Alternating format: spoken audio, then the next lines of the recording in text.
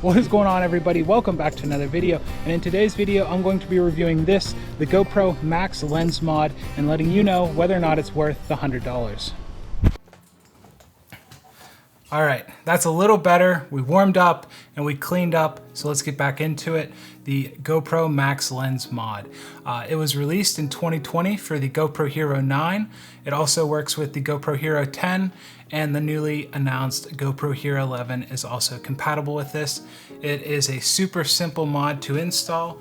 So to install it, you're gonna take your old GoPro lens off, and you'll see there's these two tabs here, and they coincide with, if we can get this to focus, there's two little tabs here. You just line those up and twist it 90 degrees, and that is it.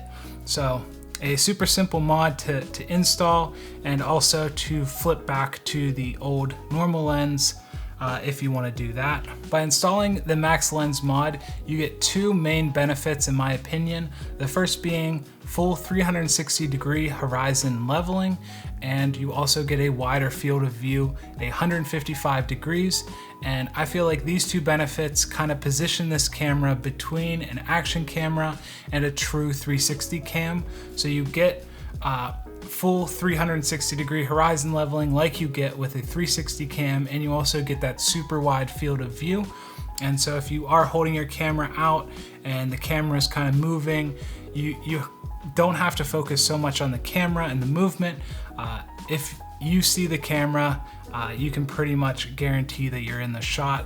And then it's still rugged like an action camera, so it still has great battery life. It still has, you know, a nice big screen on the back for composing shots, and a screen on the front.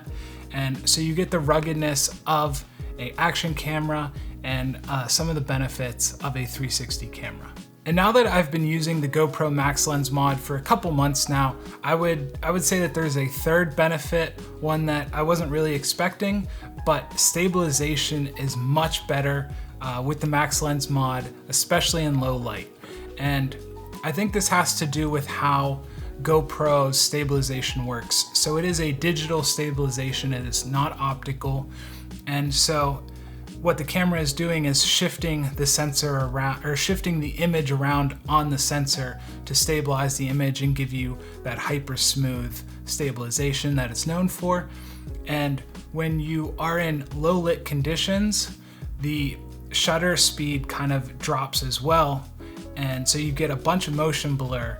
And then as it is shifting that image around on the sensor, that coupled with the additional motion blur of a lower shutter speed just really introduces a ton of vibration and shake, and kind of ruins the image in my opinion.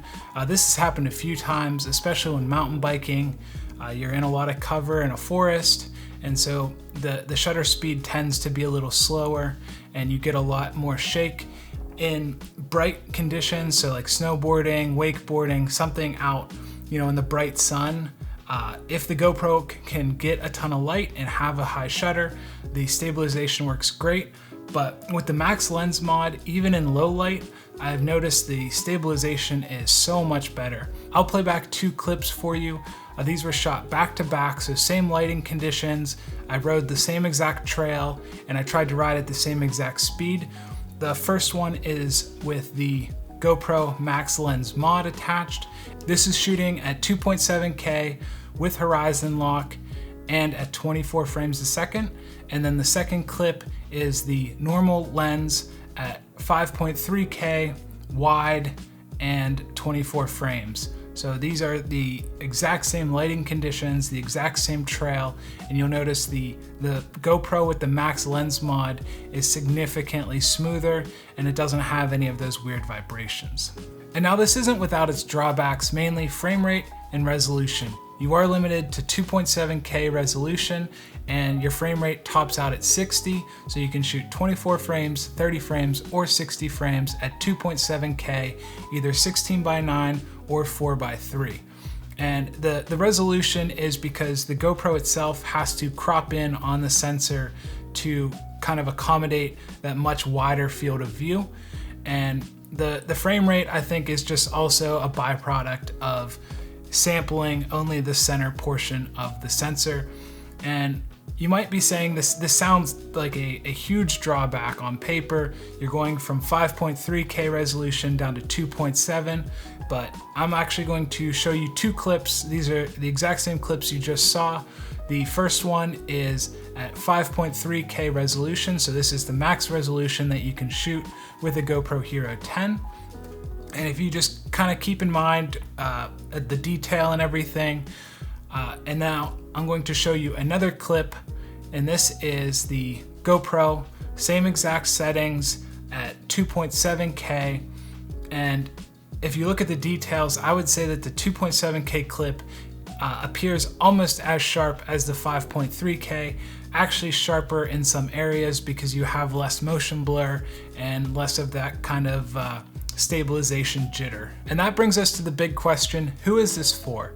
And I would say if you are into action and adventure sports, so snowboarding, wakeboarding, kayaking, mountain biking, jet skiing, anything like that, anything that's super high energy, has a lot of vibration and shake, the $100 for the Max Lens mod is definitely worth it in my opinion.